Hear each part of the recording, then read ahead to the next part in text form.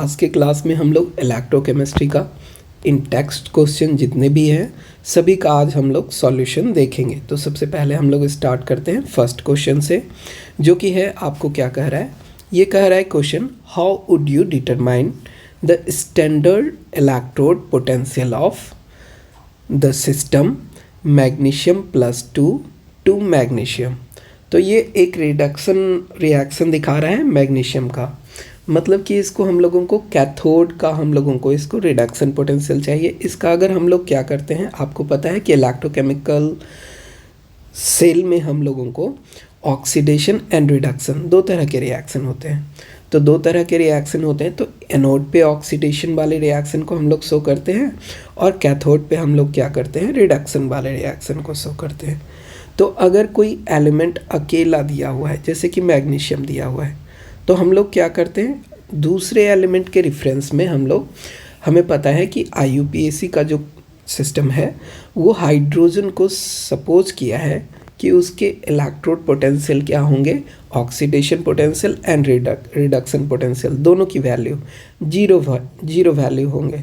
तो किसी का अगर हमें रिडक्शन पोटेंशियल निकालना है या ऑक्सीडेशन पोटेंशियल निकालना है, तो हम लोग कनेक्ट करते हैं उस पार्टिकुलर एलिमेंट को हाइड्रोजन के इलेक्ट्रोड से, ठीक ना, या स्टैंडर्ड हाइड्रोजन इलेक्ट्रोड से, जिसको हम लोग शॉर्ट में C कहते हैं, स्टैंडर्ड हाइड्रोजन इलेक्ट्रोड कहते हैं। तो अगर इसका निकालना है, हम लोगों को रिडक्शन पोटेंशियल निकालना है, तो हम लोग क्या करेंगे, एक सेल का फॉर्मेशन करेंगे। जैसे कि ये हमारे सेल का फॉर्मेशन हो गया और इसमें इसके कॉन्सेंट्रेशन क्या होंगे, अगर कोई भी इसमें एसिड डाला हुआ है उसका कॉन्सेंट्रेशन क्या होगा, 1 मोलर सॉल्यूशन होगा, मतलब कि 1 मोल पर लीटर। इसके कॉन्सेंट्रेशन की वैल्यू क्या होगी, 1 लीटर। इसमें वैल्यू होगी क्या, इसकी वैल्यू होगी 1 लीटर सॉल्यूशन में 1 मोल ऑफ इलेक्ट्रोलाइट इसके प्रेजेंट रहेंगे 1, ठीक ना। और इसी को हम लोग कनेक्ट कर देंगे किससे, जिसका रिडक्शन पोटेंशियल निकालना है उसको हम लोग क्या बना दिए हैं, इसको हम लोग बना दिए हैं कैथोड बना दिए हैं। और स्टैंडर्ड हाइड्रोजन इलेक्ट्रोड को हम लोग क्या बनाए हुए हैं, एनोड का फॉर्मेशन किए हैं इसको। तो इसका हम लोगों को सेल फॉर्मेशन हो जाएगा और सेल फॉर्मेशन के बाद हम लोगों को पता चलेगा कि इस पार्टिकुलर मेटल का हम लोगों को रिडक्शन पोटेंशियल क्या है। तो इसी को अगर हम लोग रिप्रेजेंट करना चाहें, ये क्वेश्चन मेनली डिपेंड करता है आपको कि कितने मार्क्स के हैं। अगर 2 मार्क्स के हैं या 3 मार्क्स के हैं तो हम लोग इसको डिटेल में लिखेंगे और इसका फिगर बनाएंगे। सारी कंस्ट्रक्शन करने के बाद सेल रिएक्शन लिखना हमारे लिए इम्पॉर्टेंट है, और सेल रिएक्शन लिखने के बाद हम लोग इसको इस तरह से भी शो कर सकते हैं। इसका हम लोगों को इक्वेशन भी हम लोग E0 सेल भी रिप्रेजेंट कर सकते हैं। E0 सेल क्या रिप्रेजेंट कर सकते हैं, E0 सेल अगर हम लोग रिप्रेजेंट करेंगे तो ये वैल्यू क्या होगा, E0 सेल की वैल्यू होगी हम लोगों को कि electrode potential of cathode standard electrode potential of cathode minus standard electrode potential of anode. और आपको पता है एनोड के लिए स्टैंडर्ड पोटेंशियल की वैल्यू हम लोग क्या लिए हुए हैं, हाइड्रोजन लिए हैं। तो standard electrode potential of anode अगर हम लोग यूज़ कर रहे हैं तो एनोड में क्या होगा, ऑक्सीडेशन होगा। तो H+ से अगर ये हम लोगों को H2 में कन्वर्ट हो रहा है, या 2H+ से हाफ H2 ये हम लोगों को H2 में कन्वर्ट हो रहा है, इसकी वैल्यू क्या होगी, इसकी वैल्यू हम लोगों को 0 वोल्ट दिया हुआ है। इसकी वैल्यू क्या होगी, ये वैल्यू 0 वोल्ट एज्यूम किया हुआ है, ठीक ना। तो अब हम लोगों को यहाँ पे क्या हो जाएगा, यहाँ पे हो जाएगा रिडक्शन पोटेंशियल ऑफ मैग्नीशियम। ये हम लोगों को मैग्नीशियम के रिडक्शन पोटेंशियल माइनस 0। क्यों 0, क्योंकि हम लोगों को जो स्टैंडर्ड हाइड्रोजन इलेक्ट्रोड होता है उसकी वैल्यू क्या होती है, उसकी वैल्यू होती है 0। तो E0 सेल के बराबर ही हम लोगों को क्या हो जाएगा, E0 सेल के बराबर हम लोगों को रिडक्शन पोटेंशियल ऑफ मैग्नीशियम मिल जाएगा, ठीक ना। तो यही हम लोगों को इसका आंसर है। इसको हम लोग शॉर्ट, मान लो कि 1 मार्क्स के क्वेश्चन में आए हुए हैं, तो हम लोग इसको कैसे आंसर कर सकते हैं, हम लोग आंसर कर सकते हैं by connecting it with standard hydrogen electrode and cell potential will be equal to reduction potential of magnesium. इसके बाद हम लोग फाइनली ये लिख देंगे। तो ये 1 मार्क्स के क्वेश्चन के लिए है। अगर ये मार्क्स 1 का क्वेश्चन आया हुआ है तो ऐसे आंसर करेंगे। अगर हम लोगों को 2 मार्क्स का आया हुआ है तो ऊपर से लिख के हम लोग पूरा का पूरा इसका डायग्राम बनाएंगे और आप दिखाएंगे कि इसको एनोड बनाए हुए हैं, इसको कैथोड बनाए हुए हैं। फिर उसके बाद इसका 2 मार्क्स आपको कंप्लीट मिलेगा। ठीक है, तो हम लोग नेक्स्ट क्वेश्चन पे चलते हैं बच्चे। नेक्स्ट क्वेश्चन क्या कह रहा है? नेक्स्ट क्वेश्चन कह रहा है आप लोगों को, can you store copper sulphate solution in zinc port. आपको पता है कि अगर जिंक के लिए देखा जाए, जिंक का इलेक्ट्रोड पोटेंशियल क्या होता है हम लोगों को, जिंक के लिए अगर हम लोग बात करें तो हम लोगों के लिए जिंक के लिए अगर रिडक्शन पोटेंशियल की वैल्यू चेक करें तो जिंक का रिडक्शन पोटेंशियल क्या होता है, जिंक का अगर स्टैंडर्ड रिडक्शन पोटेंशियल के लिए बात करें, जिंक +2 से जिंक में अगर ये कन्वर्ट हो रहा है तो इसकी वैल्यू कितनी होती है, -0.76। ये वैल्यू कितनी होती है, ये वैल्यू होती है -0.76 वोल्ट। और इसी के जगह पे अगर हम लोग किसको चेक करें, इसके जगह पे अगर हम लोग कॉपर को चेक करें तो उसकी रिडक्शन पोटेंशियल की वैल्यू क्या होती है, कॉपर के लिए रिडक्शन पोटेंशियल की वैल्यू होती है, इसकी वैल्यू को अगर आप चेक करोगे तो ये वैल्यू क्या होगा, ये वैल्यू आप लोगों को होगा प्लस में 0.34 वोल्ट। तो इससे हमें क्या पता चलता है कि कॉपर रिड्यूस्ड फॉर्म में रहना ज़्यादा चाहता है। तो अगर कॉपर सल्फेट है तो ये रिड्यूस्ड होना चाहेगा और जिंक जो है हम लोगों को ये ऑक्सीडाइज्ड होना चाहेगा, क्योंकि इसके रिडक्शन पोटेंशियल की वैल्यू क्या है, नेगेटिव साइन के साथ है। तो ये तो रिएक्शन करना स्टार्ट कर देगा। तो अगर रिएक्शन कम स्टार्ट हो जाएगा तो हमारे जो जिंक के पॉट हैं, अगर जो भी हमारे जिंक का पॉट है, जिंक के पॉट से क्या होगा, जिंक के पॉट से ये डिज़ोल्व होके इसमें कहाँ जाना चाहेगा, जिंक +2 में कन्वर्ट हो जाएगा और कॉपर इसमें डिपॉजिट होगा। लेकिन कॉपर तो कहीं भी डिपॉजिट हो सकता है, जहाँ से जिंक के आयंस गए हैं वहीं पे डिपॉजिट होनी ज़रूरी नहीं है। तो ये क्या होगा, धीरे धीरे हमारे ये जो पॉट है जिस चीज़ में रखा गया है जिंक का, ये जो कंटेनर है, ये बॉल है, ये क्या हो जाएगा, डिसइंटीग्रेट हो जाएगा, या कहो कि ये डिकम्पोज हो जाएगा। तो इसलिए हम लोग क्या करते हैं, कॉपर सल्फेट के सॉल्यूशन को जिंक के पॉट में नहीं रखते हैं। तो इसका आंसर क्या हो जाएगा, इसी का आंसर है आपको no, we can not store copper sulphate solution in zinc pot. और इसी को हम लोग एक्सप्लेन कर सकते हैं थियोरेटिकली। काउज क्या होगा इसका, because oxidation potential of zinc is higher because oxidation potential of zinc is higher for oxidation potential is higher for zinc। इसमें हम लोग क्या लिख सकते हैं, because oxidation potential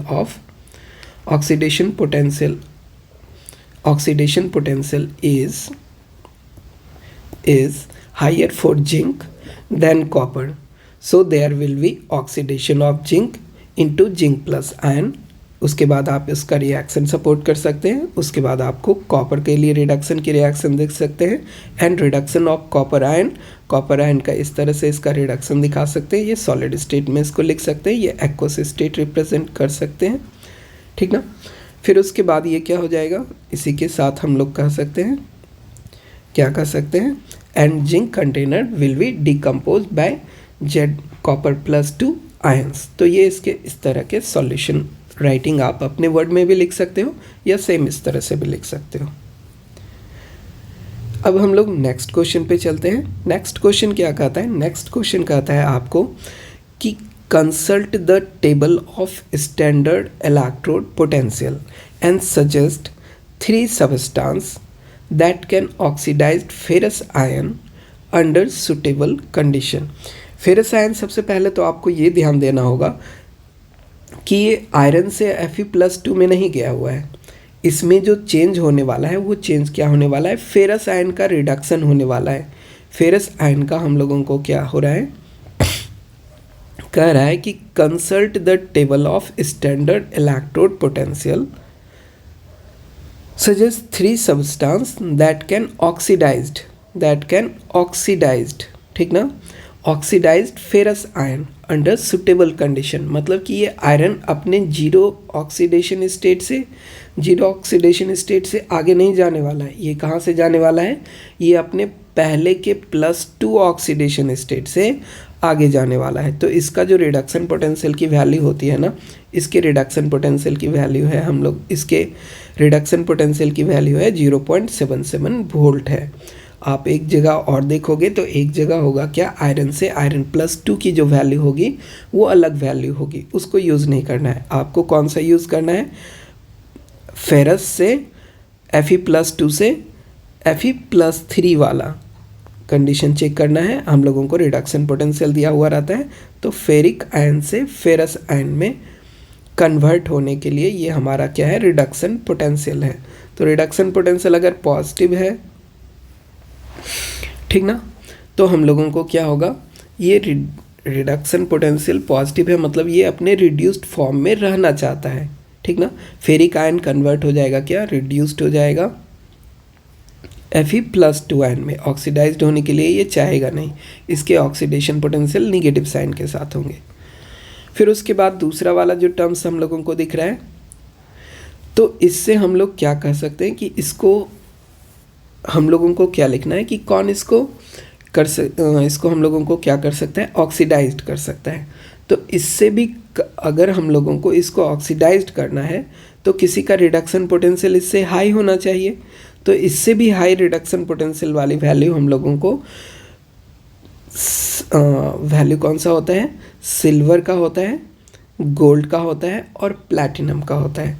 तो हम लोगों को एग्जांपल देना है, तो कोई भी एग्जांपल हम लोगों को दे सकते हैं। तो हम लोग सिल्वर और गोल्ड का देते हैं, जो कि जिसके रिडक्शन पोटेंशियल की वैल्यू क्या है? हाई है।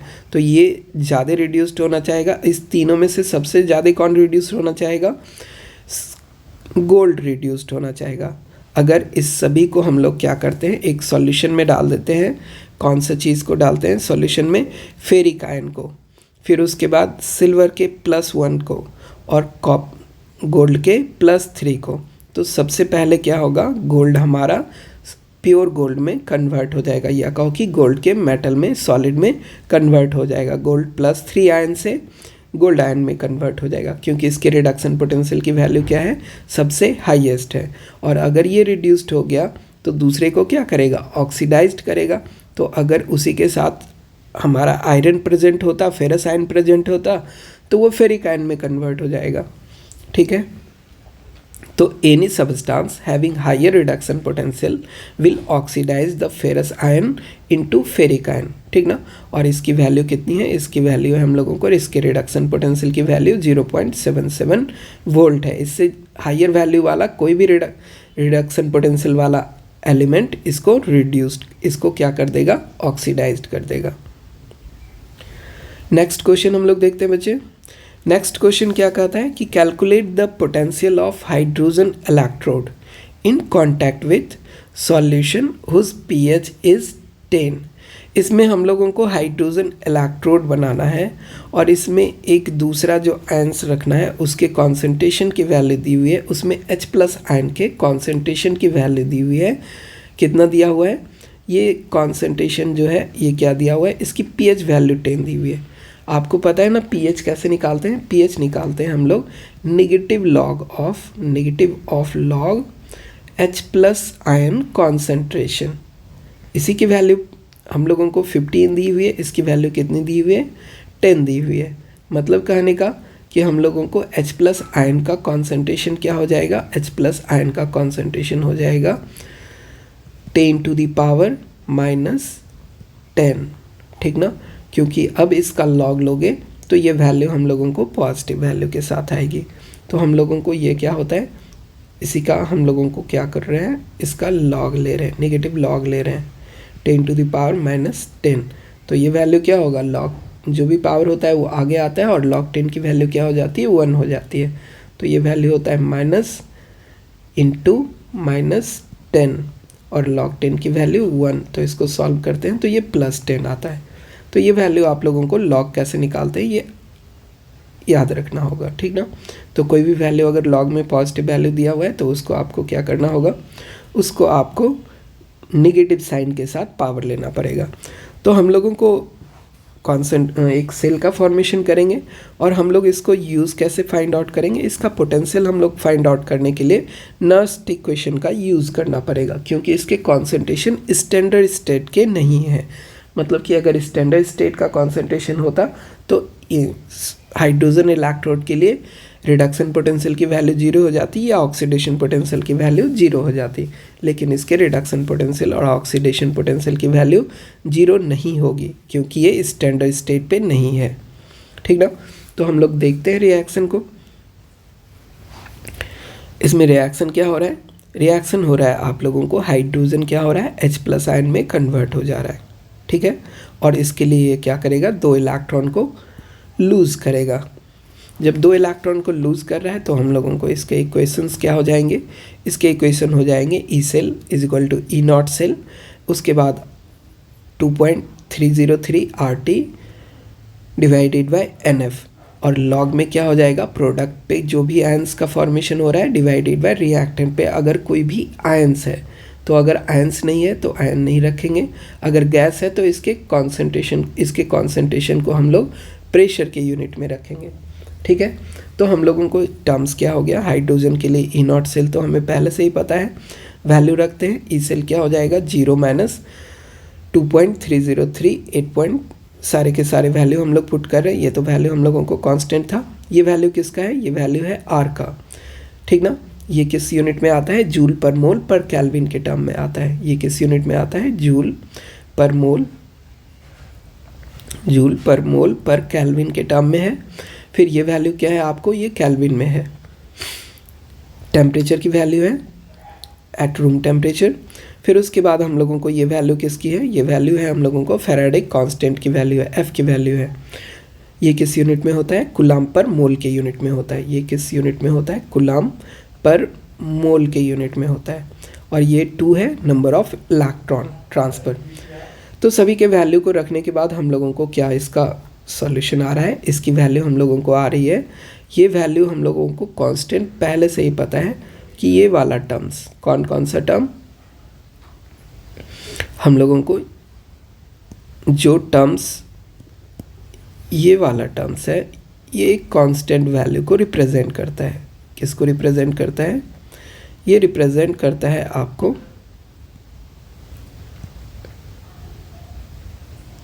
ये वैल्यू रिप्रेजेंट करता है किसको, इसको टच करने के बाद ये ऑटो करेक्ट हो जा रहा है ना, टच नहीं करना है। ये वैल्यू रिप्रेजेंट करता है इस वैल्यू को, फिगर को। तो ये फिगर तो पहले से ही कैलकुलेटेड है, आपको बार बार कैलकुलेट करने की ज़रूरत नहीं है, आप अप्रॉक्सीमेट वैल्यू रख सकते हो। डिवाइड कर रहे हैं 2 से, तो सिर्फ 2 से डिवाइड करने के बाद रिजल्ट लिखाना हम लोगों को फाइंड आउट करना है। और इसके पावर को अगर हम लोग सॉल्व कर रहे हैं तो ये -20 आ रहा है। तो जब इसको आप इस साइड से चेक करोगे तो ये -10 हो जाएगा, ये माइनस साइन और ये माइनस क्या हो जाएगा, एक दूसरे को प्लस में कर देगा। इसके पोटेंशियल्स क्या हो जाएंगे, इसके पोटेंशियल हो जाएंगे 0.591 वोल्ट हो जाएंगे। इस तरह के सेल को हम लोग कॉन्सेंट्रेशन सेल कहते हैं, क्योंकि इसमें हाइड्रोजन ही प्रेजेंट है, हाइड्रोजन के इलेक्ट्रोड प्रेजेंट है, सिर्फ कॉन्सेंट्रेशन चेंज हो गया तो इसमें क्या हो गया, इलेक्ट्रिसिटी फ्लो कर रहा है।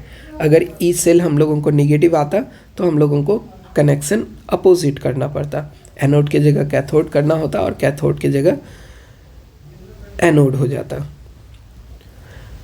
अब हम लोग नेक्स्ट क्वेश्चन को देख रहे हैं। नेक्स्ट क्वेश्चन क्या कहता है, नेक्स्ट क्वेश्चन कहता है calculate the EMF of cell in which the following reaction take place. हम लोगों को एक रिएक्शन दिया हुआ है, रिएक्शन में क्या दिया हुआ है, अगर इस तरह के केमिकल इक्वेशन दिए हुए हैं तब तो कोई दिक्कत ही नहीं है। आपको क्या करना है, आपको चेक करना है कि कौन ऑक्सीडाइज्ड हो रहा है तो उसको एनोड बना लेंगे, जो रिड्यूस्ड होगा उसको हम लोग कैथोड बना लेंगे। तो हमारे पास जो रिएक्शन दिया हुआ है इसमें क्या हो रहा है, ऑक्सीडाइज्ड कौन हो रहा है, ऑक्सीडाइज्ड हो रहा है सिल्वर। सिल्वर कैसे ऑक्सीडाइज्ड हो रहा है, क्योंकि सिल्वर +1 ऑक्सीडेशन स्टेट से, एक मिनट सॉरी बच्चे, इसमें हम लोगों को ऑक्सीडाइज्ड कौन हो रहा है, इसमें ऑक्सीडाइज्ड हो रहा है हम लोगों को निकेल ऑक्सीडाइज्ड हो रहा है। क्यों निकेल ऑक्सीडाइज्ड हो रहा है, क्योंकि निकेल आपको 0 ऑक्सीडेशन स्टेट से +2 ऑक्सीडेशन स्टेट पे चला गया। ठीक ना, ये जो साइंस है ये साइन आपको थोड़ा सा इस तरह का सिंबॉलिक फॉर्म में है, ये हम लोगों को निकेल +2 के ऑक्सीडेशन स्टेट में चला गया, तो ये ऑक्सीडाइज्ड हो गया। एनोड बनाएंगे उसका हम लोग, फिर उसके बाद कैथोड किसका बनाएंगे, जिसका रिडक्शन हो रहा है। तो सिल्वर +1 का ऑक्सीडेशन स्टेट यहाँ पे शो कर रहा है, ये इसके चार्जेस हैं, ये इसके क्या हैं, ये इसके चार्जेस हैं। तो अगर हम लोग इसको ध्यान से देखें तो ये हमारा जो चार्ज है, सिल्वर पे +1 चार्ज और निकेल पे क्या था, +2 चार्ज था।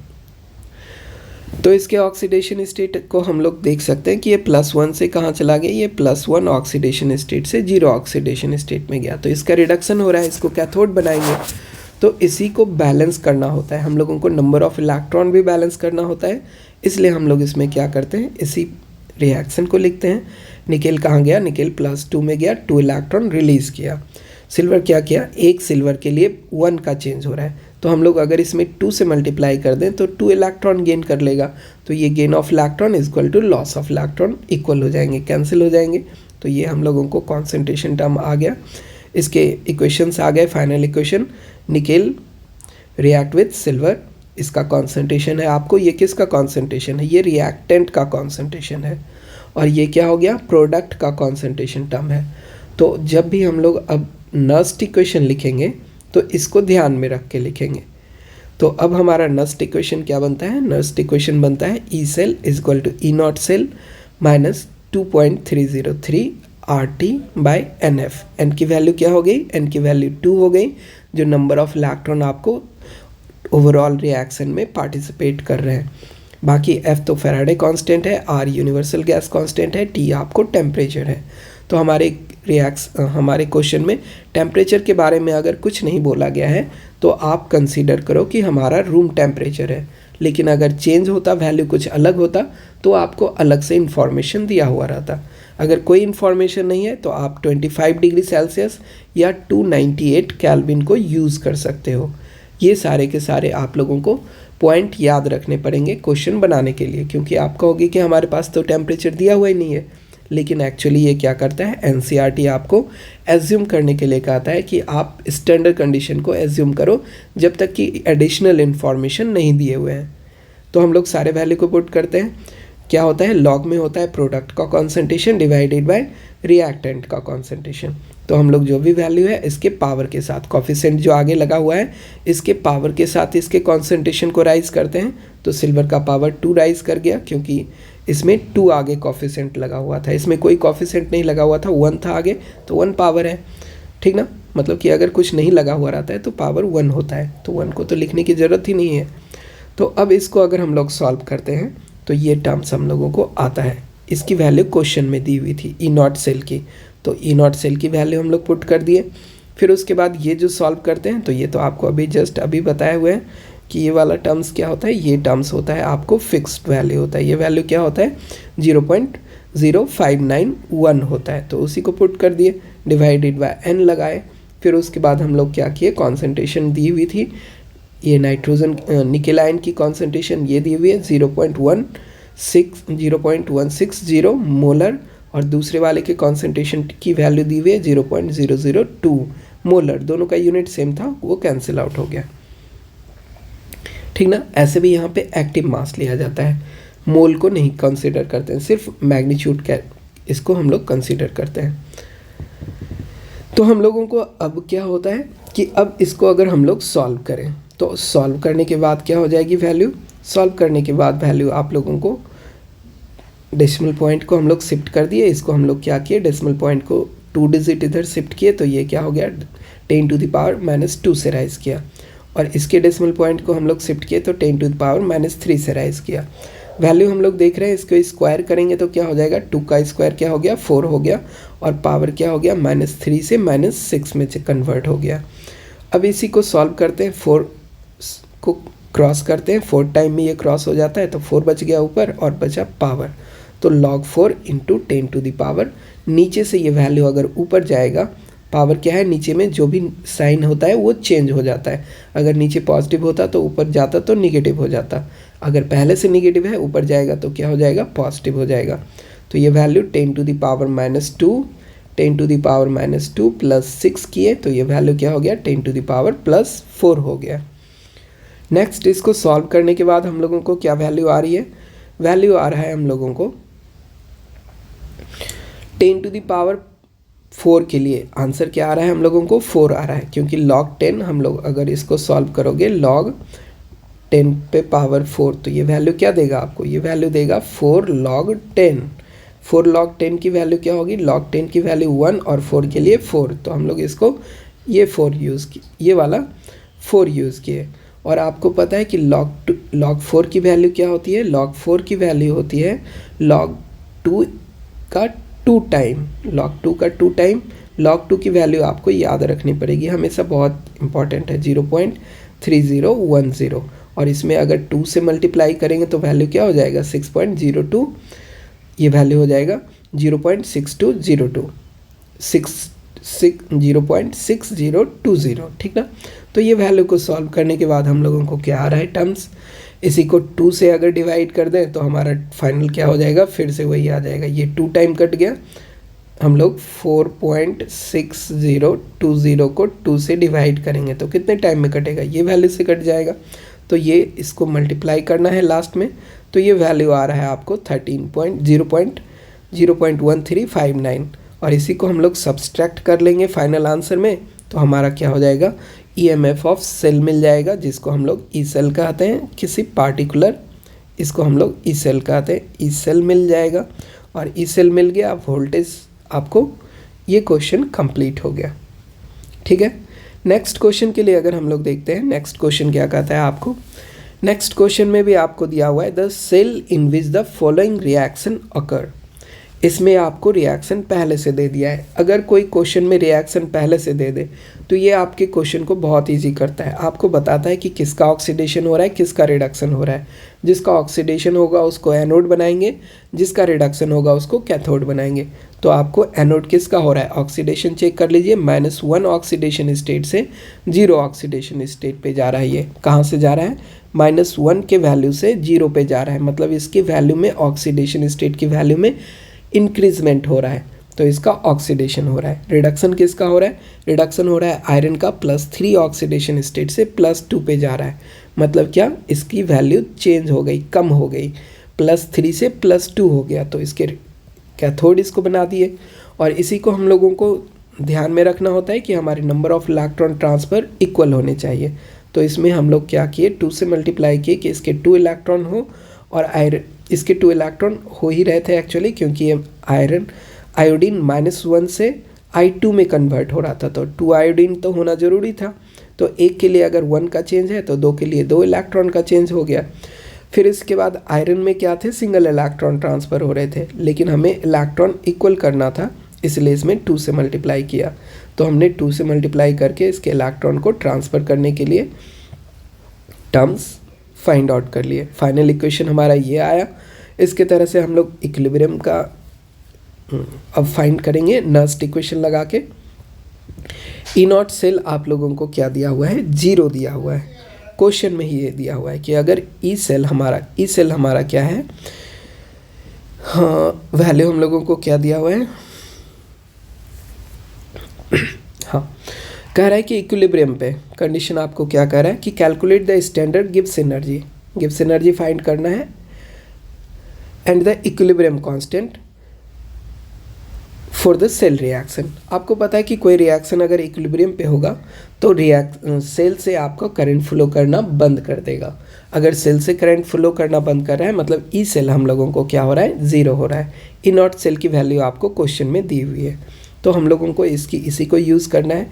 जब ये वैल्यू 0 हो गया तो हम लोग इसको शिफ्ट कर सकते हैं, और इसमें हम लोगों को प्रोडक्ट का कॉन्सेंट्रेशन और रिएक्टेंट का कॉन्सेंट्रेशन अलग से नहीं दिया हुआ था। तो हम लोग क्या करते हैं, प्रोडक्ट का कॉन्सेंट्रेशन डिवाइडेड बाय रिएक्टेंट के कॉन्सेंट्रेशन के लिए डायरेक्टली Kc का यूज़ कर सकते हैं, क्योंकि आपके नस्ट इक्वेशन में यहाँ पे Qc होता है, Qc जनरल कंडीशन में। लेकिन इक्विलिब्रियम के कंडीशन में ये क्या हो जाएगा, इक्विलिब्रियम के कंडीशन में Qc रिप्लेस हो जाता है, इक्विलिब्रियम कांस्टेंट से रिप्लेस हो जाता है। तो इसी के बदले हम लोग इक्विलिब्रियम कांस्टेंट रखे हुए हैं, सारे वैल्यू को हम लोग शिफ्ट किए। ये मैथमेटिकल कैलकुलेशन है। E0 सेल किसके इक्वल हो जाएगा, इस साइड चला ट्रांसफ़र कर दो बाकी के टर्म को, तो ये पॉजिटिव हो गया, निगेटिव से पॉजिटिव, इसको हम लोग उस साइड ट्रांसफ़र किए इक्वल साइन के, तो ये वैल्यू आ गया। इसमें हम लोगों को जो भी वैल्यू आ रहा है कैलकुलेशन है, आप इसको जब मल्टीप्लाई करोगे तो ये टर्म्स क्या हो जाएंगे, ये टर्म्स आप लोगों को एक चीज़ ध्यान से आपको बता दें, अगर इसके अप्रॉक्स वैल्यू आप क्या ले रहे हो, इसके अप्रॉक्स वैल्यू को आप ले रहे हो ये वैल्यू अगर आप ले रहे हो 0.059 ले रहे हो तो ये आंसर आपको थोड़ा सा अलग आएगा। इसकी जो वैल्यू हो जाएगी, इसकी वैल्यू अप्रॉक्स में आपको ये वैल्यू 7 नहीं आके 8 आ जाएगा। आपको इसका अप्रॉक्स वैल्यू क्या लेना है, इसका अप्रॉक्स वैल्यू 0.591 को कंसीडर करना है। जब आप 1 को कंसीडर करोगे तब जाके इसकी वैल्यू क्या होगी, तब इसकी वैल्यू 7.89 आएगी। नहीं तो केसी की वैल्यू क्या हो जाएगी, केसी की वैल्यू आपको एग्जैक्ट 8 आ जाएगा। ठीक है, तो ध्यान रखिए उसमें भी थोड़ी सी वैल्यू चेंज हो जाती है। तो हम लोगों को इसी को सॉल्व किए और इसके वैल्यू में हम लोग ट्रांसफ़र कर दिए। ई सेल की वैल्यू आपको दी हुई है तो ई सेल की वैल्यू हम लोग पुट किए। बाकी सारे टर्म्स को सॉल्व करने के बाद आपको वैल्यू क्या आ रहा है, आपको वैल्यू आ रहा है 7.9854। ठीक ना। इसका अब हम लोगों को कैसे सॉल्व करेंगे, तो लॉग वाले टर्म के लिए आपको क्या करना होता है, या तो आप लॉग यूज़ कर लो। एंटी लॉग आपके कैलकुलेटर में तो होता नहीं है, तो एंटी लॉग आपके कैलकुलेटर में नहीं होता है तो आपको क्या करना होगा, लॉग टेबल को यूज़ करना होगा। किसका एंटी लॉग निकालना होगा, आपको एंटी लॉग निकालना होगा। एंटी लॉग आप लोगों को एक्चुअली 7.8954 का एंटी लॉग होगा। एंटी लॉग में ये पावर हम लोगों को, इसका हम लोग आगे साइड ही कर लेते हैं। इसको साइड क्यों करते हैं, क्योंकि आपको पता है कि किसी के भी लॉग की वैल्यू अगर आप लोगों को कोई डिजिट आ रहा है तो ये क्या रहा होगा, ये मल्टीप्लाई रहा होगा 10⁻7 से। किसी पार्टिकुलर वैल्यू के साथ ये मल्टीप्लाई रहा होगा, तब तो ये क्या हो गया हम लोगों को पावर, इसी का पावर हम लोगों को 7 आया और बाकी के जो लॉग वाले टर्म्स रहे होंगे उसकी वैल्यू ये आ रही है। ठीक ना। तो उसी के लिए जब हम लोग सॉल्व करते हैं तो एंटी लॉग का टेबल किसका देखेंगे, एंटी लॉग का टेबल हम लोग डेसिमल पॉइंट के बाद वाले टर्म्स को देखते हैं। तो आगे कुछ भी हो उसकी वैल्यू से हमें नहीं फ़र्क पड़ता है, वो तो पावर में आ जाएगा। जो बाद वाले डेसिमल के टर्म्स हैं इसी का एंटी लॉग देखते हैं। तो हम लोग इसका एंटी लॉग देख रहे हैं, तो इसके एंटी लॉग में हम लोगों को क्या करना है, जब भी एंटी लॉग के टेबल में जाओगे तो आपको कौन सा सर्च करना है, 0.98 का सबसे पहले तो उसके कॉलम में जाइए। फिर उसके बाद क्या करना पड़ेगा, 5 वाले टर्म्स में वैल्यू चेक करना होगा। 5 वाले टर्म्स में आप वैल्यू चेक कर रहे हो तो इसकी वैल्यू कितनी आ रही है, 9661 आएगी। फिर उसके बाद 4th वाले फिगर में चेक करो तो 4th वाले फिगर में आपको क्या दिया हुआ है, 9 दिया हुआ है। इसको ऐड कर लो लास्ट डिजिट पे, लास्ट डिजिट पे ऐड करोगे तो इसकी वैल्यू ये होने वाली है। और जब ये वैल्यू आ रही है तो हम लोगों को इसका आंसर जो होगा, इसके आंसर्स की वैल्यू क्या होगी, हम लोगों को ये टर्म्स जो आ रहे हैं इसमें आंसर हम लोगों को क्या होगा, 9.67 से इसका आंसर लिखेंगे। इसका आंसर क्या लिखेंगे, लिखेंगे 9.670 इंटू 10⁻7। क्यों, क्योंकि ये जो वैल्यू है आप देखो log 1 से छोटा आ रहा है। ठीक ना। तो log अगर हम लोगों को 1 से छोटा टर्म्स आ रहा है ना, तो इसमें हम लोगों को क्या होता है, log 1 कब होगा, log 1 होगा जब आपको 10 के इक्वल कर देंगे। ठीक ना। जब ये वैल्यू log 10 होता तब ये क्या होता, 1 के इक्वल होता।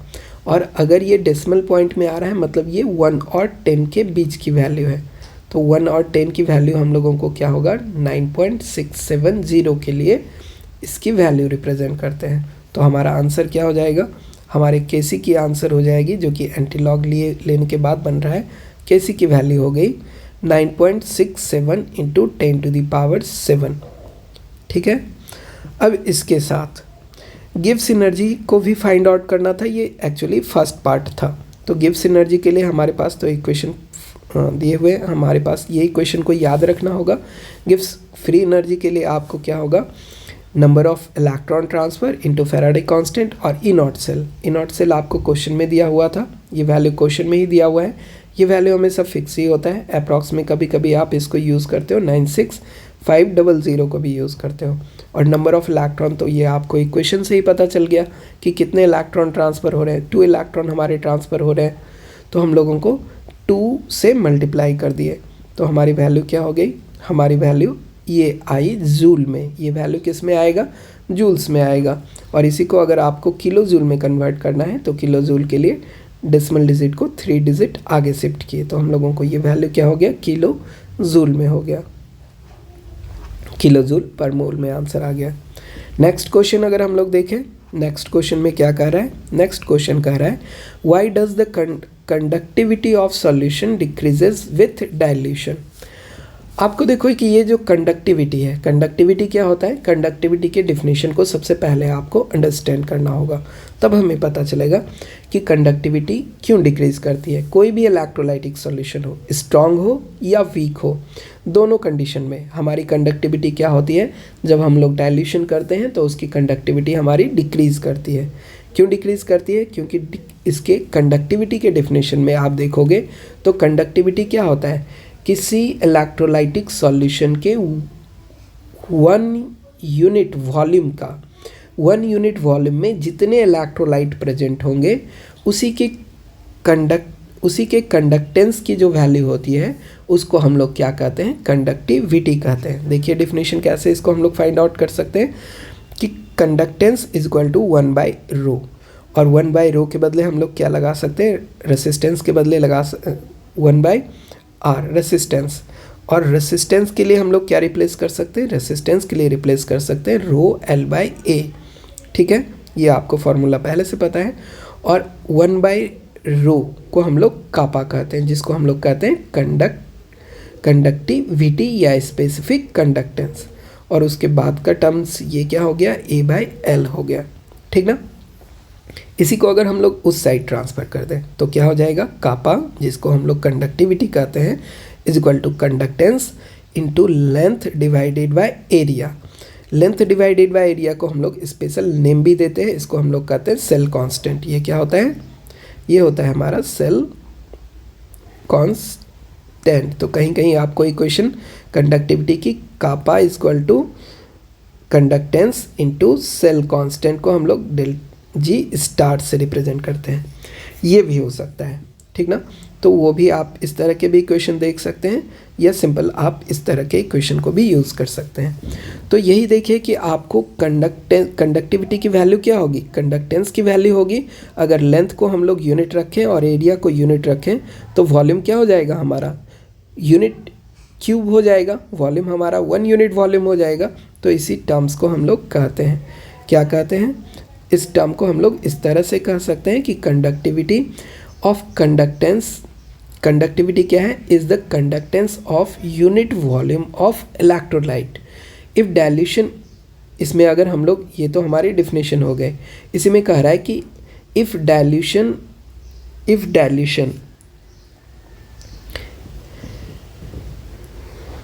इसमें हम लोग अगर क्या कहते हैं, इफ़ डाइल्यूशन, इसको इस तरह से,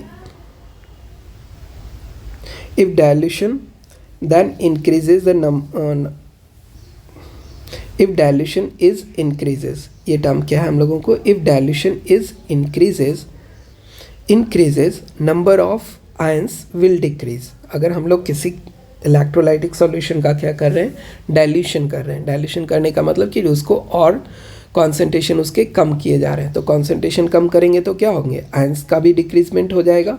तो आयंस डिक्रीज करेंगे तो हम लोगों को पता है कि कंडक्टेंस क्या हो जाता है, कंडक्टेंस के लिए हम लोगों को आयंस का होना ज़रूरी है। तो अगर आयंस ही कम हो जाएंगे तो कंडक्टेंस कम हो जाएंगे, और कंडक्टेंस कम हो गया तो हमारी क्या हो जाएगी, पर यूनिट वॉल्यूम में कंडक्टिविटी भी कम हो जाएगी। Number of ions per unit volume ही कम हो गया तो उसकी कंडक्टेंस भी कम हो गई, और कंडक्टेंस कम हो गई तो कंडक्टेंस ही तो यूनिट वॉल्यूम में हमारा कंडक्टिविटी शो करता है। तो इसी चीज़ के लिए हम लोगों को ये टर्म्स क्या हो जाएगा कि अगर आप डाइल्यूशन करोगे तो सॉल्यूशन में क्या हो जाएगा, सॉल्यूशन में आपको कंडक्टिविटी घट जाएगी, इसकी कंडक्टिविटी क्या हो जाएगी, घट जाएगी। मान लीजिए कि कापा क्या है, इस वॉल्यूम में जितने भी इलेक्ट्रोलाइट होंगे इसका वॉल्यूम क्या है, 1 यूनिट क्यूब, यूनिट क्यूब क्यों लिख रहे हैं? क्योंकि ये मीटर क्यूब भी हो सकता है, सेंटीमीटर क्यूब भी हो सकता है। अगर इसमें डाइल्यूशन करोगे तो नंबर ऑफ इलेक्ट्रोलाइट जो है वो क्या हो जाएंगे? कम होते जाएंगे। वॉल्यूम हमें इतना ही रखना है। वॉल्यूम हम लोगों को क्या रखना है? 1 मीटर क्यूब या 1 सेंटीमीटर क्यूब या कहो कि 1 यूनिट क्यूब ही रखना है। तो डाइल्यूशन जितना करोगे इसके इलेक्ट्रॉन्स कम होते जाए, इसके आयंस क्या होते जाएंगे? कम होते जाएंगे, क्योंकि वो एक्स्ट्रा वॉल्यूम में उसको डिसोसिएट होना है, एक्स्ट्रा वॉल्यूम में वो चले जाएंगे, दूसरे वॉल्यूम में चले जाएंगे। तो इसीलिए क्या हो रहा है कि आयंस अगर कम हो रहे हैं डाइल्यूशन के साथ तो इसकी इलेक्ट्रिकल कंडक्टिविटी क्या हो जाएगी? कम हो जाएगी। नेक्स्ट टर्म है आप लोगों को, नेक्स्ट क्वेश्चन देखते हैं। नेक्स्ट क्वेश्चन में अगर हम लोग इसको देखें तो नेक्स्ट क्वेश्चन क्या कह रहा है? नेक्स्ट क्वेश्चन कह रहा है आपको कि suggest the way to determine limiting molar conductivity. इसको हम लोग क्या पढ़ते हैं? इसको हम लोग पढ़ते हैं लिमिटिंग मोलर कंडक्टिविटी पढ़ते हैं, ठीक ना। ये लैम्डा, इसको सिंबल को lambda naught M, limiting molar conductivity हुआ। वैल्यू ऑफ वाटर, देखिए आप लोगों को वीक इलेक्ट्रोलाइट है वाटर, तो हम लोग इसके लिए जो इक्वेशन यूज़ करते हैं इसको हम लोग यूज़ करते हैं किससे? इसको हम लोग फाइंड आउट करने के लिए कार्लॉस लॉ का हेल्प लेते हैं, जिसमें कि आपको स्ट्रॉन्ग इलेक्ट्रोलाइट के साथ हम लोग एक इक्वेशन ड्रॉ कर सकते हैं कि स्ट्रॉन्ग इलेक्ट्रोलाइट का तो हम लोगों को लिमिटिंग मोलर कंडक्टिविटी हमारे पास होती है, उसी में से किसी तरह से रिएक्शन ऐसा करें कि हमारा फाइनल प्रोडक्ट जो निकालना है वही बचे। तो उसके लिए हम लोग सिंपल क्या कर सकते हैं? हमें पता है कि वाटर का फॉर्मेशन एसिड बेस रिएक्शन में होता ही है, तो हम लोग इसको न्यूट्रलाइजेशन रिएक्शन का हेल्प ले रहे हैं। क्या हेल्प ले रहे हैं? हम लोग हेल्प ले रहे हैं कि अगर हम लोग एक केमिकल इक्वेशन लिख रहे हैं, क्या केमिकल इक्वेशन हो रहा है? केमिकल इक्वेशन हो रहा है कि NaOH को अगर हम लोग रिएक्ट करवाएं किसके साथ? HCl के साथ रिएक्ट करवाएं, तो ये क्या करेगा? हम लोगों को वाटर का फॉर्मेशन करेगा प्लस NaCl का फॉर्मेशन करेगा। तो वाटर का फॉर्मेशन हो गया।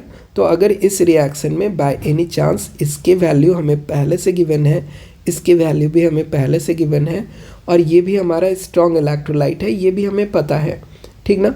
तो हम लोग क्या कर सकते हैं? हम लोग इसके मोलर कंडक्टिविटी की वैल्यू को, लिमिटिंग मोलर कंडक्टिविटी की वैल्यू को, दो वैल्यू को ऐड करेंगे, इस दोनों के वैल्यू को ऐड करेंगे और इस वैल्यू को अगर सब्सट्रैक्ट कर दें तो limiting molar conductivity of water मिल जाएगा।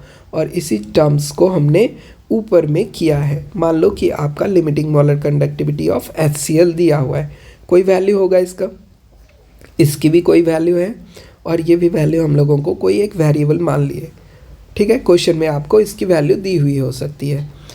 तो उसी के हेल्प से हम लोग क्या कर रहे हैं कि फर्स्ट एंड सेकंड को ऐड किए। फर्स्ट और सेकंड को अगर आप ऐड करोगे और थर्ड को सब्सट्रैक्ट करोगे तो कौन कौन से आयंस बनेंगे? ये limiting molar conductivity of H+ ion है, ये limiting molar conductivity of Cl- ion है, ये limiting molar conductivity of sodium ion है और ये limiting molar conductivity of hydroxyl ion है, या कहो कि OH- आयन है। इसी में हम लोग सब्सट्रैक्ट किए हैं NaCl को। तो NaCl में क्या सब्सट्रैक्ट होगा? Limiting molar conductivity of sodium minus limiting molar conductivity of chlorine. तो ये कैंसिल कर देगा पहले वाले में से प्रेजेंट, और बचेगा क्या? Limiting molar conductivity of water plus limiting molar conductivity of hydroxyl ion. और इसी के सम को तो हम लोग क्या कहते हैं? इसी के सम को हम लोग limiting molar conductivity of water कहेंगे। और इसी के लिए हम लोगों को जो भी वैल्यू आएगा, इसकी जो वैल्यू होगी, जो वैल्यू आएगा यही इस वैल्यू को रिप्रेजेंट करेगा। तो इसको हम लोग इस तरह से फाइंड आउट कर सकते हैं, ठीक है बच्चे। नेक्स्ट क्वेश्चन अब हम लोग देखें। नेक्स्ट क्वेश्चन में क्या होगा? नेक्स्ट क्वेश्चन क्या कह रहा है आपको? कह रहा है कि द मोलर कंडक्टिविटी ऑफ 0.025 मोल पर litre methanoic acid. Methanoic acid का आपको क्या दिया हुआ है? इसके कॉन्सेंट्रेशन दिए हुए हैं। फिर इसके बाद क्या दिया हुआ है आपको? मिथेनोइक एसिड इज, उसके साथ साथ इसका क्या दिया हुआ है आपको? मोलर कंडक्टिविटी दिया हुआ है। मोलर कंडक्टिविटी कहने का मतलब ये हम लोगों को मोलर कंडक्टिविटी इस तरह से रिप्रेजेंट करते हैं M। इसके बाद कौन सा टर्म्स था ये? Methanoic acid. मिथेनोइक एसिड कैसा होता है? HCOOH, जिसको हम लोग सिंपल टर्म्स में क्या कहते हैं? फॉर्मिक एसिड भी कहते हैं। इसी को हम लोग IUPAC नेम में इसको मिथेनोइक एसिड कहते हैं। तो मिथेनोइक एसिड का आपको मोलर कंडक्टिविटी दिया हुआ है। Calculate the degree of dissociation and dissociation constant given limiting molar conductivity of H+ ion is this and hydroxyl ion is this one. ये दोनों वैल्यू आप लोगों को दिया हुआ है। आपको पता है कि ये जो मिथेनोइक एसिड है ये ब्रेक होगा तो कैसे ब्रेक होगा, ये ब्रेक होगा आपको यहाँ पे देखिए, मिथेनोइक एसिड ब्रेक होगा तो क्या होगा, मिथेनोइक एसिड ब्रेक होगा H+ आयन में और दूसरा आयन होगा H हाइड्रोक्सिल आयन में। तो ये हो गया ये क्या हो गया हम लोगों को,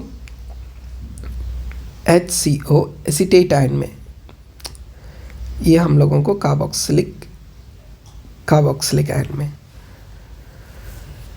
तो हम लोगों को क्या हो रहा है टर्म्स, ये टर्म्स हम लोगों को इस तरह से ब्रेक होने वाला है। तो हम लोगों को लिमिटिंग मोलर कंडक्टिविटी की वैल्यू कैसे मिल सकती है, हम लोगों को लिमिटिंग, सबसे पहले तो आपको क्या कर रहा है, डिसोसिएशन, डिग्री ऑफ डिसोसिएशन पूछ रहा है, ठीक ना। तो डिग्री ऑफ डिसोसिएशन के लिए हमारे पास फॉर्मूला क्या है, लिमिटिंग मोलर कंडक्टिविटी से जब हम लोग डिवाइड करते हैं, किस में, मोलर कंडक्टिविटी में डिवाइड करते हैं, तो वो किसके इक्वल होता है, ये डिग्री ऑफ डिसोसिएशन के इक्वल होता है, ठीक है। ये वीक इलेक्ट्रोलाइट के लिए है, ये किसके लिए एप्लीकेबल है, वीक इलेक्ट्रोलाइट के लिए, वीक इलेक्ट्रोलाइट। स्ट्रॉन्ग इलेक्ट्रोलाइट में डिग्री ऑफ डिसोसिएशन आपको जनरली 1 के इक्वल होता है, 1 होता है, ठीक है। तो उस कंडीशन में भी हम लोग इसको यूज़ कर सकते हैं, लेकिन ये एक्चुअली वीक इलेक्ट्रोलाइट का कंडीशन होता है। तो वीक इलेक्ट्रोलाइट में अल्फ़ा क्या हो गया हम लोगों को, molar conductivity divided by limiting molar conductivity, ये डिग्री ऑफ डिसोसिएशन दे दिया।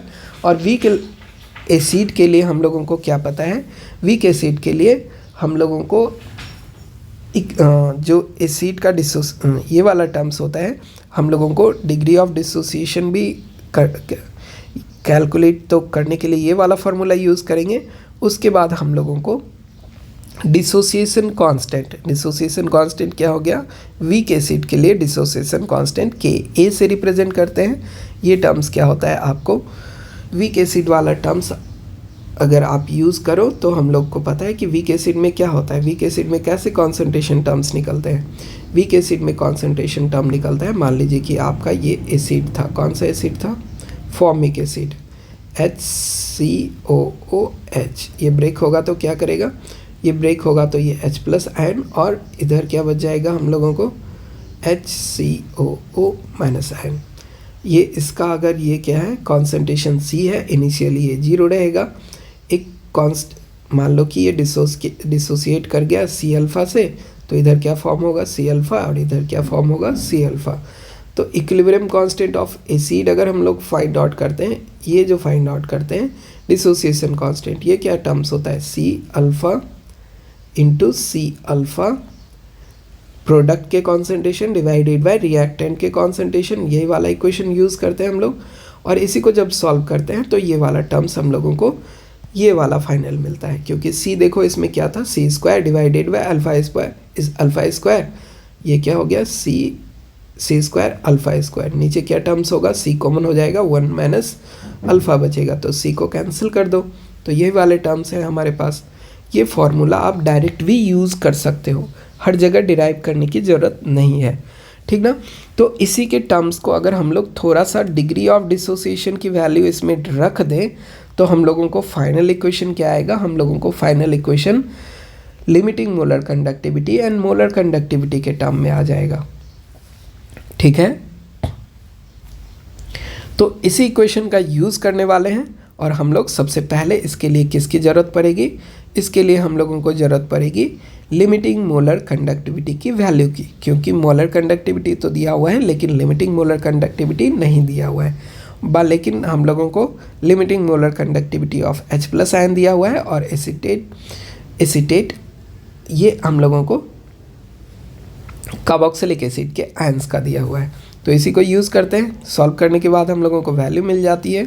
इसकी वैल्यू मिलती है क्या, सिंपल है, कॉर्लॉस लॉ को लगाते हैं, limiting molar conductivity of electrolyte is equal to limiting molar conductivity of cation plus limiting molar conductivity of anion. तो ये वैल्यू लगाते हैं, इसको सॉल्व करने के बाद हम लोगों को जो वैल्यू आता है उसको अब हम लोग यूज़ करने वाले हैं, किस चीज़ के लिए यूज़ करने वाले हैं, हम लोगों को डिग्री ऑफ कॉन्सेंट्रेशन टर्म भी दिया हुआ है, ये भी दिया हुआ है, तो इसी को साथ करके सबसे पहले डिग्री ऑफ डिसोसिएशन निकालते हैं। डिग्री ऑफ डिसोसिएशन वैल्यू क्या आता है, डिग्री ऑफ डिसोसिएशन का वैल्यू आता है आपको अल्फ़ा। इसमें जब हम लोग वैल्यू 46.1 में डिवाइड करते हैं, 404.2 से डिवाइड करते हैं, तो यूनिट तो दोनों का सेम है, तो यूनिट कैंसिल हो गया, बच गया डिग्री ऑफ डिसोसिएशन। क्या हो गया, ये वैल्यू हो गया 0.1140। अब इसी का यूज़ करेंगे किसके लिए, डिसोसिएशन कांस्टेंट को फाइंड आउट करने के लिए। तो डिसोसिएशन कांस्टेंट के लिए हम लोगों को इक्वेशन यही है, C इंटू मोलर कंडक्टिविटी का square divided by limiting molar conductivity into ये टर्म्स क्या होगा, molar conductivity into limiting molar conductivity minus molar conductivity. Value को जब आप सॉल्व करोगे सारे वैल्यू को पुट करके, तो हमारा फाइनल आंसर क्या आ रहा है, हमारा फाइनल आंसर आ रहा है 0.00367 मोल पर लीटर। और इसी को अगर हम लोग टर्म्स में 10 के पावर में रिप्रेजेंट कर दें, तो डेसिमल प्लेस को हम लोगों को 4 यूनिट तक शिफ्ट करना पड़ेगा। आंसर क्या आ जाएगा, 3.67 इंटू 10⁻⁻⁴ मोल पर लीटर में आ जाएगा। कॉन्सेंट्रेशन टर्म हमारा क्या, ये डिसोसिएशन कांस्टेंट क्या हो जाएगा, मोल पर लीटर में आंसर आ रहा है। ठीक है बच्चे, नेक्स्ट क्वेश्चन को अब हम लोग देखें। नेक्स्ट क्वेश्चन क्या कर रहा है, नेक्स्ट क्वेश्चन कह रहा है कि if a current of 5 ampere flow through metallic wire for 2 hour then how many electron would flow through the wire. आपको सबसे पहले तो क्या फाइंड आउट करना है कि एम्पियर दिया हुआ है, एम्पियर कहने का मतलब करंट दिया हुआ है, करंट एम्पियर में दिया हुआ है। और आपको पता होना चाहिए कि हम लोग चार्ज फाइंड आउट करते हैं, तो चार्ज के लिए क्या इक्वेशन होता है, चार्ज के लिए इक्वेशन होता है करंट इनटू टाइम, कितना करंट कितने समय तक फ्लो किया। लेकिन जो टाइम होता है वो किस यूनिट में होना चाहिए, वो यूनिट होना चाहिए सेकंड के यूनिट में। तो सबसे पहले आपके आवर को कन्वर्ट करना पड़ेगा सेकंड में, नहीं तो आपका आंसर गलत आ जाएगा। ठीक है, तो हम लोगों को सबसे पहले जब इसको सॉल्व करते हैं तो हम लोगों को चार्ज आता है, क्या आता है कि कितना टोटल चार्ज पास कर गया। ठीक ना, जो भी चार्ज पास किया उसके लिए हम लोगों को वैल्यू कैलकुलेट होके आ गया। आई की वैल्यू 0.5 एम्पियर, टाइम की वैल्यू हम लोग 2 आवर के लिए 2 लगाए, फिर उसके बाद मिनट में कन्वर्ट किए, फिर उसको सेकंड में कन्वर्ट किए, तो वैल्यू हो गया 72 सेकंड से मल्टीप्लाई करना पड़ा, 7200 सेकंड से मल्टीप्लाई करना पड़ा। सॉल्व हो के वैल्यू आ रहा है कितना, सॉल्व हो के वैल्यू आ रहा है 36 कूलाम आ रहा है। ये टोटल चार्ज है। तो टोटल चार्ज अगर हम लोगों को मिल गया, तो चार्ज ऑन 1 इलेक्ट्रॉन से अगर इसमें हम लोग डिवाइड कर दें तो नंबर ऑफ इलेक्ट्रॉन फ्लो मिल जाएगा। और क्वेश्चन में वही तो पूछ रहा है, how many electrons would flow through wire. तो इसके लिए हम लोग क्या करते हैं, टोटल चार्ज में डिवाइड करते हैं चार्ज ऑन इलेक्ट्रॉन। तो चार्ज ऑफ इलेक्ट्रॉन क्या होता है, इलेक्ट्रॉन पे चार्ज होता है आपको -1.602 इंटू 10⁻⁻19 कूलाम। तो हम लोगों को नंबर ऑफ इलेक्ट्रॉन निकालना है, तो इसमें मैग्नीट्यूड को ड्रॉप करते हैं हम लोग। चार्ज जो दिया हुआ है, ये भी चार्ज हमारा ऐसे निगेटिव ही होता, तो निगेटिव निगेटिव फिर से पॉजिटिव हो जाता।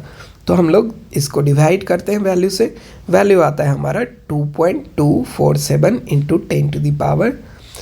इसके लिए हम लोग क्या यूज़ किए हुए हैं, जब हम लोग 36 को इसको हम लोग 3.6 को डिवाइड किए हैं, किससे 3.6 को डिवाइड किए हैं 1.602 से, तो वैल्यू क्या आ रहा है 2.247 इंटू 10⁻3।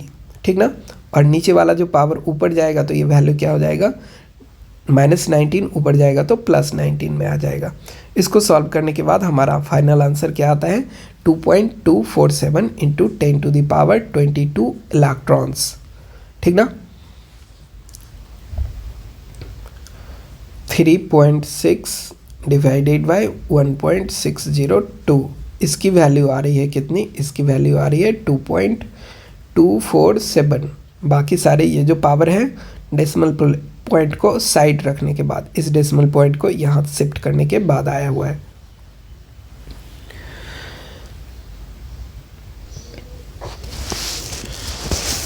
ठीक है बच्चे, तो अब हम लोग क्या कर रहे हैं, नेक्स्ट क्वेश्चन पे देख रहे हैं। तो नेक्स्ट क्वेश्चन क्या कर रहा है, नेक्स्ट क्वेश्चन कह रहा है कि suggest a list of metal that are extracted electrolytically. Electrolytically extract करने के लिए कौन सा मेटल को हम लोग इलेक्ट्रोलाइटिकली एक्सट्रैक्ट करते हैं। तो सबसे पहले तो आप ये ध्यान में रखो कि उस तरह के मेटल जो सिंपल केमिकल रिएक्शन के थ्रू रिड्यूस नहीं हो सके, मतलब किसी दूसरे से इलेक्ट्रॉन लेना उसे पसंद नहीं हो, उसी को हम लोग क्या करते हैं, रिड्यूस्ड करने के लिए या उसको प्योर फॉर्म में निकालने के लिए हम लोग क्या करते हैं, उससे प्योर फॉर्म में निकालने के लिए उसको हम लोग बाहर से इलेक्ट्रिसिटी पास करवाते हैं और उसको हम लोग क्या करते हैं, रिड्यूस्ड फॉर्म में निकालते हैं। अगर नॉन मेटल होगा तो नॉन मेटल क्या करना चाहेगा, जो मोर रिएक्टिव नॉन मेटल है वो इलेक्ट्रॉन किसी का क्या करेगा, इलेक्ट्रॉन उसको क्या करना होता है, उसको हम लोगों को ऑक्सीडाइज्ड करना पड़ेगा, क्योंकि वो किसी के रिड्यूस्ड फॉर्म में वो पहले से होते हैं, मतलब कि वो फॉर्म क्या होता है, निगेटिव ऑक्सीडेशन स्टेट का गेन किया हुआ होता है। तो उसको प्योर करना होगा तो क्या करना होगा, उसका इलेक्ट्रॉन ट्रांसफ़र करना पड़ेगा। तो हम लोगों को इसका आंसर क्या होगा, मेटल पूछ रहा है तो मेटल में हम लोगों को मोर इलेक्ट्रोपॉजिटिव मेटल, अगर नॉन मेटल पूछता तो more non electronegative non metal को हम लोग इलेक्ट्रोलाइटिक मेथड से ही निकालेंगे, जिसमें कि हम लोग ज़बरदस्ती उससे या तो इलेक्ट्रॉन खींच लेंगे या उसमें इलेक्ट्रॉन इंटर कर देंगे, तो वो क्या हो जाएगा, प्योर फॉर्म में कन्वर्ट हो जाएगा। तो मेटल के लिए हमें क्या करना होता है, लिथियम जनरली क्या होता है अपने कंपाउंड में लिथियम +1 आयन के फॉर्म में होता है। जब इसमें हम लोग ज़बरदस्ती इलेक्ट्रॉन ट्रांसफ़र कर देंगे तो ये क्या होगा, लिथियम में कन्वर्ट हो जाएगा, प्योर मेटल ऑफ लिथियम में कन्वर्ट हो जाएगा। उसी तरह से सोडियम हमारे अपने कंपाउंड में जनरली इसी के फॉर्म में रहना चाहता है, ये रिड्यूस्ड होना नहीं चाहता है, इसको हम लोग ज़बरदस्ती क्या करते हैं, इलेक्ट्रॉन इंटर करवा देते हैं। तो ये क्या होता है, ये हम लोगों को फोर्सफुली इलेक्ट्रॉन अगर इंटर करवा देंगे तो ये अपने आयंस में सॉलिड फॉर्म में, आयंस से सॉलिड फॉर्म में कन्वर्ट हो जाएंगे। तो कोई भी इलेक्ट्रोपॉजिटिव मेटल कहो कि एल्कली मेटल या एल्कलाइन अर्थ मेटल के जनरली एलिमेंट इलेक्ट्रोलाइटिक मेथड से एक्सट्रैक्ट किए जाते हैं। तो उसके एग्जांपल हो जाएंगे lithium, potassium, barium, strontium, calcium, sodium, फिर उसके बाद Mg, ये फॉर्म क्या होगा हमारा, Mg होगा, ठीक ना। तो ये सारे के सारे एलिमेंट हम लोगों को इलेक्ट्रोलाइटिक मेथड के थ्रू सेपरेट किए जाते हैं, या कहो कि इसको किसी कंपाउंड से सेपरेट करके प्योर फॉर्म में कन्वर्ट किए जाते हैं। नेक्स्ट क्वेश्चन क्या कर रहा है, consider the reaction.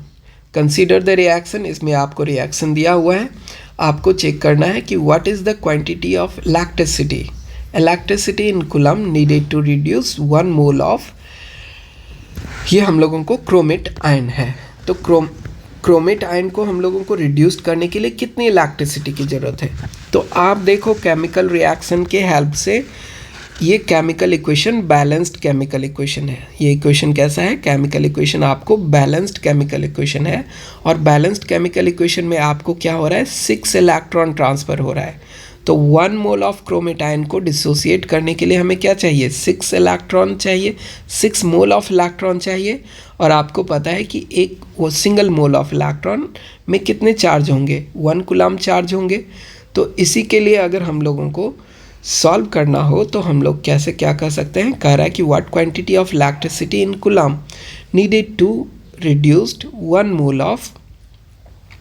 Mole of chromate ion. तो हम लोगों को क्या करना होगा, electricity in coulomb. Electricity in coulomb कहने का मतलब क्या, इलेक्ट्रिसिटी इन कूलम कहने का मतलब हम लोगों को Q = IT, कूलम में हम लोगों को क्या मिलेगा, Q = IT मिलेगा, ठीक ना। Q = IT होता है, और हम लोगों को कूलम में आंसर चाहिए, तो हम लोगों को इलेक्ट्रिसिटी इन कूलम में चाहिए।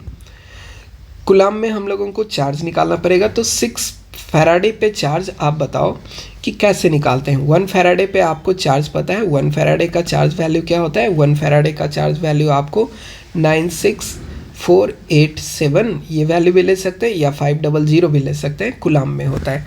तो हमें 6 फैराडे चाहिए, तो 6 फैराडे से 6 टाइम इसको मल्टीप्लाई करेंगे तो हम लोगों को इलेक्ट्रिसिटी इन कूलम क्या हो जाएगा, ये वैल्यू हो जाएगा। सिंपल मल्टीप्लिकेशन करना था आपको, केमिकल इक्वेशन दिया हुआ था, बैलेंस करके लिखा हुआ था, तो आपको ये भी फाइंड आउट करने की ज़रूरत नहीं पड़ी कि कितने इलेक्ट्रॉन का ट्रांसफ़र हो रहा है, कंप्लीट ये दिया हुआ है। अगर ये नहीं शो किया होता तो आपको इसके ऑक्सीडेशन स्टेट में चेंज को देखना होता।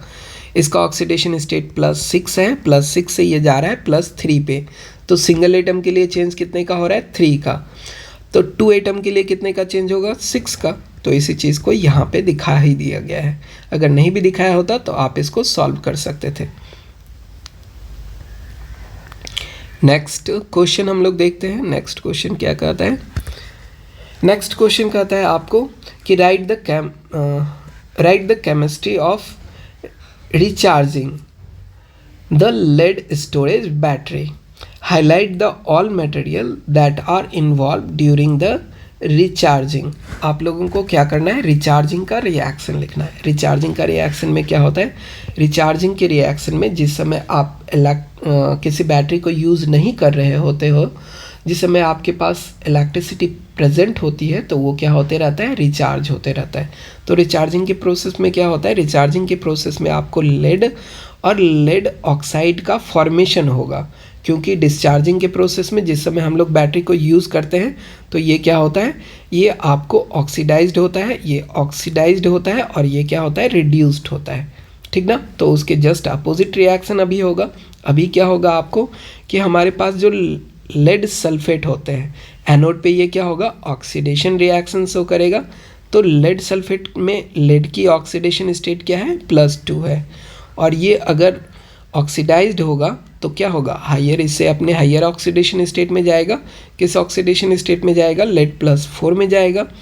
तो ड्यूरिंग रिचार्जिंग एनोड जो होगा, जिस समय यूज़ करते हैं तो उस समय एनोड अलग होता है, और जिस समय उसको रिचार्ज करते हैं तो एनोड की पोलैरिटी चेंज हो जाती है। तो अभी जो एनोड है जब यूज़ करेंगे तो ये कैथोड होता है, ठीक ना। तो लेकिन हम लोगों को ऑक्सीडेशन दिखाना है, तो ऑक्सीडेशन हमेशा एनोड पे होगा और रिडक्शन हमेशा आपको कैथोड पे होगा, चाहे रिचार्जिंग हो चाहे डिस्चार्जिंग हो, ठीक ना। तो हम लोग इसको क्या सॉल्व कर रहे हैं, हम लोग इसको देख रहे हैं एनोड पे ऑक्सीडेशन। ऑक्सीडेशन के रिएक्शन में क्या हो रहा है, ऑक्सीडेशन के रिएक्शन में आपको लेड +2 में कन्वर्ट हो रहा है, लेड +2 कन्वर्ट हो रहा है, लेड +4 में कन्वर्ट हो जा रहा है। इसके लिए रिएक्शन क्या हो रहा है, वाटर से रिएक्ट कर रहा है, वाटर में से इसको ऑक्सीजन मिल जा रहा है, ऑक्सीजन आपको यूज़ किया जा रहा है और इसके H+ आयन को ये फ्री छोड़ दे रहा है, और सल्फेट आयन आपको सॉल्यूशन में प्रेजेंट है ही, इलेक्ट्रोलाइट है तो ये हमारे सल्फेट आयन प्रेजेंट है। दूसरा जो कैथोड पे रिएक्शन हो रहा है, कैथोड पे आपको क्या हो रहा है कि लेड सल्फेट कन्वर्ट हो रहा है लेड में, +2 ऑक्सीडेशन स्टेट से 0 ऑक्सीडेशन स्टेट में जा रहा है ये, और इसके साथ क्या हो रहा है कि लेड सल्फेट आयन इधर हम लोगों को फ्री हो जा रहा है। तो नेट रिएक्शन के लिए चेक करें तो नेट रिएक्शन में क्या करना होगा, एनोड का रिएक्शन प्लस कैथोड के रिएक्शन को ऐड करना होगा। तो दोनों को ऐड करते हैं तो हमारे पास लेड सल्फेट के 2 एटम हो जाते हैं, +1 यहाँ से 1 और यहाँ से 1, 2 लेड सल्फेट, फिर बचता है क्या, वाटर बचता है, तो वाटर को भी ऐड किए। इस साइड क्या हो गया, लेड हो गया, लेड ऑक्साइड हो गया, और इस सभी को अगर हम लोग मिक्स करें, ये सारे के सारे मिक्स होके क्या हो रहे हैं, 4H+ आयन, 4H+ आयन और sulphate ion 2SO sulphate ion, तो ये मिक्स होके क्या बनेंगे, ये मिक्स होके आपको इस फॉर्म में रह सकते हैं, क्या हो सकता है, सल्फ्यूरिक एसिड, इसको रिप्रेजेंट कर सकते हैं हम लोग, ठीक है। तो ये हमारा क्या हो गया, ये सल्फ्यूरिक एसिड का फॉर्मेशन हुआ, यही हमारे रिचार्जिंग का रिएक्शन है। नेक्स्ट क्वेश्चन देखते हैं हम लोग।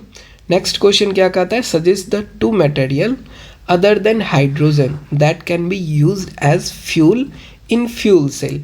फ्यूल सेल में हम लोग क्या करते हैं, फ्यूल सेल में हम लोगों को ये गैल्वेनिक सेल है। किस तरह का गैल्वेनिक सेल है, जिसमें कि हम लोग कंबसन रिएक्शन को, किसी चीज़ को बर्न करके जो हीट एनर्जी रिलीज होती है उसको डायरेक्टली हम लोग इलेक्ट्रिकल एनर्जी में कन्वर्ट कर सकते हैं। तो उसी को आप देखो कि इसमें क्या होता है, the galvanic cell that are design to convert the energy of combustion of fuel like hydrogen, methane and methanol.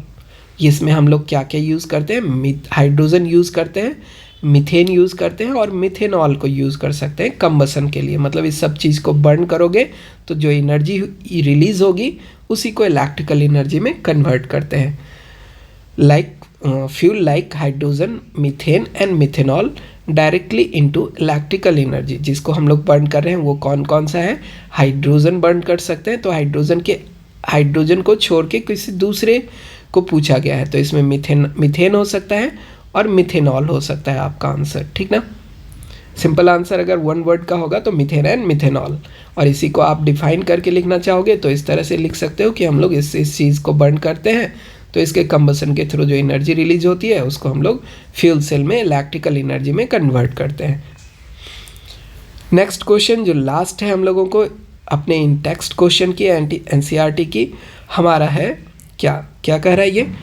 Explain how rusting of iron envisaged as setting up of electrochemical cell. मान लो कि आपको ये कह रहा है question कि जो रस्टिंग का रिएक्शन हो रहा है या जो कि आयरन का रस्टिंग हो रहा है उसको अगर आप सोच लो कि उसका इलेक्ट्रोकेमिकल सेल बनाना हो तो कहाँ पे कौन सा रिएक्शन होगा, या कहो कि रस्टिंग ऑफ आयरन को यूज़ करो एज लाइक इलेक्ट्रोकेमिकल सेल बनाने के लिए, क्योंकि ये आपको स्पॉन्टेनियस रिएक्शन है तो इसमें भी एनर्जी रिलीज होगी और एनर्जी रिलीज होगी तो इसको इलेक्ट्रिकल एनर्जी में कन्वर्ट कर सकते हैं। तो देखते हैं हम लोग क्या हो सकता है हमारे पास। रस्टिंग में क्या होता है कि आयरन का ऑक्सीडेशन होता है और इसमें जो एटमॉस्फेयर में प्रेजेंट ऑक्सीजन है उसका क्या होता है? रिडक्शन होता है। तो ऑक्सीडेशन के लिए हम लोग क्या रिएक्शन लिख सकते हैं? आयरन को हम लोग ऑक्सीडाइज करते हैं फेरस के Fe+2 आयंस में, तो जब ये इसमें ऑक्सीडाइज्ड होगा तो 4 इलेक्ट्रॉन रिलीज करेगा। 2 से इसलिए मल्टीप्लाई किए हैं क्योंकि नेक्स्ट रिएक्शन में हम लोगों को ऑक्सीजन में 4 इलेक्ट्रॉन की ज़रूरत पड़ेगी, तो इलेक्ट्रॉन इक्वल करना चाहते हैं। तो देखिए ऑक्सीजन क्या होता है? 0 ऑक्सीडेशन स्टेट से ज़्यादा कहाँ पे है? -2 के ऑक्सीडेशन स्टेट में। सिंगल के लिए 2 का चेंज है तो 2 ऑक्सीजन एटम के लिए कितने का चेंज हो जाएगा? 4 इलेक्ट्रॉन का चेंज हो जाएगा। इसीलिए इसको बैलेंस करने के लिए हमें क्या लगा? 4 इलेक्ट्रॉन इधर रखना पड़ा और इसी के लिए हम लोग ऊपर वाले इक्वेशन में 2 से मल्टीप्लाई करके रखे हुए हैं पहले से। तो हम लोग इसको अगर चेक करें नेट रिएक्शन क्या हो जाएगा? नेट रिएक्शन हम लोगों को यही होगा कि एनोड का रिएक्शन प्लस कैथोड का reaction, 2 iron react with oxygen और इसके जगह पे ये क्या होगा हमारा? वाटर का हो सकता है H+ आयन, या कोई अगर एसिड प्रेजेंट है तो उसका H+ आयन सॉल्यूशन में आपको मिल सकता है और ये कन्वर्ट हो जाता है आपको आयरन के +2 के ऑक्सीडेशन स्टेट में और वाटर का भी फॉर्मेशन होता है। आपको सेल रिएक्शन को रिप्रेजेंट करना होगा, सेल को रिप्रेजेंट करना होगा तो आयरन का क्या हो रहा है? ऑक्सीडेशन हो रहा है, एनोड बना है इसका हम लोग एनोड दिया है और इस साइड में हम लोगों को कैथोड का रिएक्शन क्या है? ये हमारा कैथोड है। तो सेल रिप्रेजेंटेशन तो इसी तरह से होते हैं, एनोड और कैथोड। तो हम लोगों को ये इलेक्ट्रोकेमिकल सेल हो गया, या इसको हम लोग कह लो गैल्वेनिक सेल हो गया हम लोगों को। तो इस तरह से बच्चे हम लोग इन टेक्स्ट क्वेश्चन के सारे क्वेश्चन को एक बार डिस्कस कर चुके हैं और अगर अब हम लोगों को इस तरह के क्वेश्चन आएंगे तो मेथड हम लोगों को तो यही मेथड रहेगा, थोड़ा बहुत इसके डाटा चेंज हो सकते हैं। नेक्स्ट टाइम में हम लोग इसके बाद एक्सरसाइज को सॉल्व करेंगे। आज के लेक्चर को हम लोग यहीं पे एंड कर रहे हैं। Thank you.